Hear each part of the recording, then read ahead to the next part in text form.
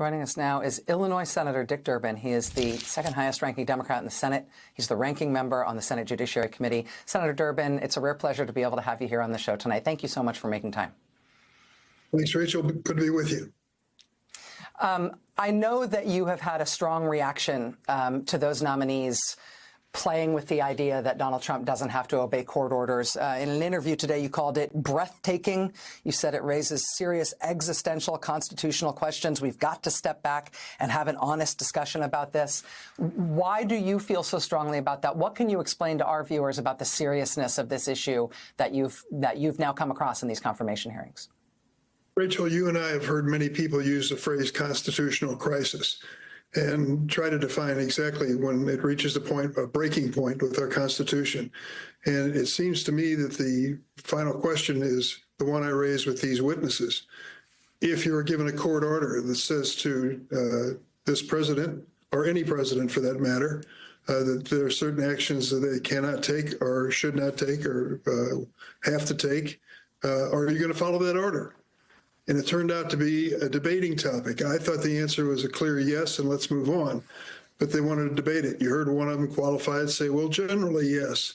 And we had these equivocal answers. The most definitive answer came from John Kennedy, as you noted, a Republican of Louisiana, who made it clear what I think the law is.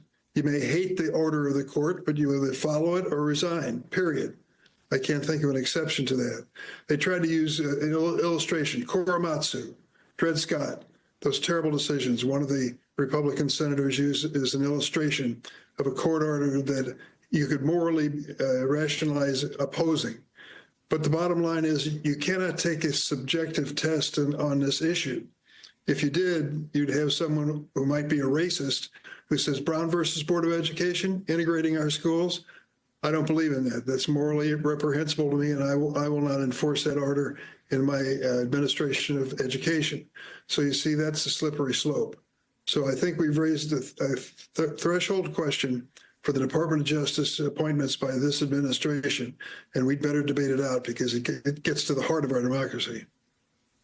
It does get to the heart of our democracy. It is the closest thing that we have to an existential question, I think, in terms of our republic. To see the wholesale destruction of the federal government, which I think they're trying to do, to see them appearing to ignore laws when it comes to doing what they're trying to do to the U.S. government is a bad thing, as far as I'm concerned.